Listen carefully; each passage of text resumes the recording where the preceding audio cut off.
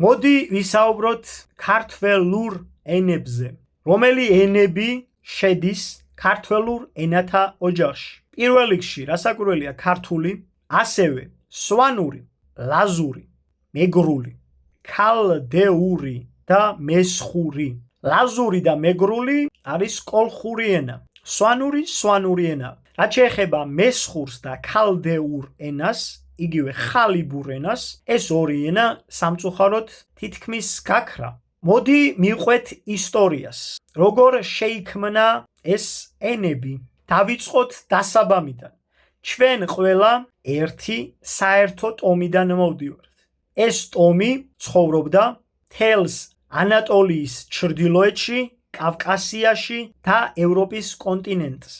მათი სამეთყველო ენა ერთნაირი იყო და მათ უმრავლესობას არ მიუღია მონაწილეობა ბაბილონის გოდოლის მშენებლობაში. რა მოხდა შემდეგ? როდესაც ბაბილონის გოდოლის აგება სცადეს, ამ ყველაფერში მათ შორის მონაწილეობას იღებდნენ ქალდეველები და ასეულობით ჩვენი გენის მატარებელი ადამიანი. ჩვენ ვიცით, რომ ბაბილონის გოდოლის ამგებებს ენა აურია უფალმა და ისინი გაიფანტნენ. ქალდეველები მივიდნენ და დასახლდნენ იქ, სადაც მათი სისხლისმიერი ნათესავები ცხოვრობდნენ, ანუ ქართველები. ქალდეველებს თან მოყვებოდა შუმერები და აქადელები. ესენი დასახლდნენ იმ ტერიტორიაზე, სადაც ცხოვრობდნენ დღევანდელი ტომის სვანების წინაპრები. შესაბამისად, წინარე ქართველურ ენაში ამ კონკრეტულ ტომში დასახლებული აქადელები, შუმერები და ქალდეველები, რომელთაც სამწუხაროდ თავიანთი ძირძველი ენა ჰქონდათ დავიწყებული, შეერევნენ ამ ტომს. ამ ხალხმა მოიტანა თავიანთი სიტყვები. იქნებოდა ეს შუმერული სიტყვები, იქნებოდა ეს აქადური სიტყვები, თუ სხვა სემიტური ენებიდან სიტყვები. ასე მოხდა ქართველურ ენაში პირველი უცხო სიტყვები. ეს იყო შუმერული, აქადური და ასე შემდეგ. ასე მივიღეთ პირველი განსხვავება ენაში და შეიქმნა სვანური ენა.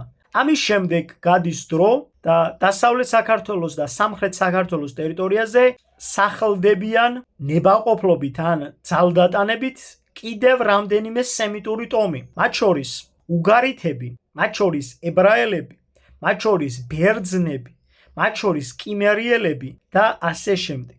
ეს პერიოდია, როცა ჩვენ მივიღეთ უკვე კოლხური ენა, ანუ უკვე ჩამოყალიბდა კოლხური ენა დაახლოებით ძველი წელთაღრიცხვით მე-6-მე-7 საუკუნე. ამის შემდეგ მალევე აღმოსავლეთ საქართველოში, იგივე იბერიის ტერიტორიაზე გადმოსახლდნენ ურარტუელები.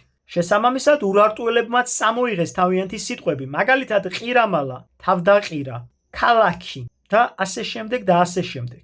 ასე მივიღეთ ჩვენ დღევანდელი აღმოსავლეთის იბერიული ენა, დღევანდელი ქართული, რომელსაც შემდგომში არაბული და სპარსული სიტყვებით შეერია. წინარე ქართველურ ენაზე მეტყველებდა ყველა, კოლხიც, სვანიც, მესხიც, იბერიელიც, ქალდეველიც და ეს ენა ერთნაირი იყო ყველასთვის. მაგრამ რომელ ტომშიც ვინ ჩასახლდა თუ დასახლდა, მან თავისი სიტყვები მოიტანა. ზოგი ბერძნული სიტყვებითაა გაჯერებული, ზოგი არაბული სიტყვებით, ზოგი შუმერული სიტყვებით, ზოგი აქადური სიტყვებით და ზოგი უგარითული სიტყვებით. ყველა ჩვენი კუთხის ენა არის ერთი. წყონი, ჭყონი, ზღვა, ზუღა, ნაბიჯი, ნაბიჯი, ქიყვანა, ქვეყანა. არ არის სხვაობა. ერთი ენის შვილია ყველა ქართველური ენა. ისევე როგორც სვანს, კოლხს, იბერიელს, მესხს და ქალდეველს ერთი და იგივე გენეტიკური კოდი აქვს. არანაირი სხვაობა არ არის მათ შორის. ჩვენ ერთი ხალხი ვართ. ერთი ენით, ერთი გენეტიკით, ერთი ისტორიით. ვიღაცებს თუ გონიათ, რომ 21 საუკუნეში ხალხს გააბრიყვებენ, ძალიან შემცდარან.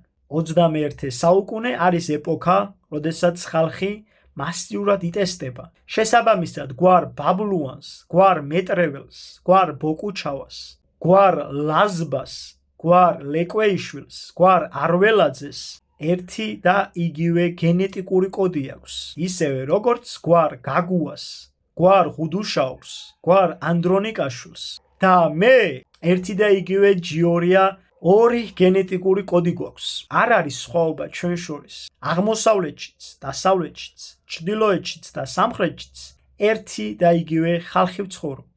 უფალმა დალოცოს ჩვენი ერი, თუბალის და მესეხის შთამომავლები.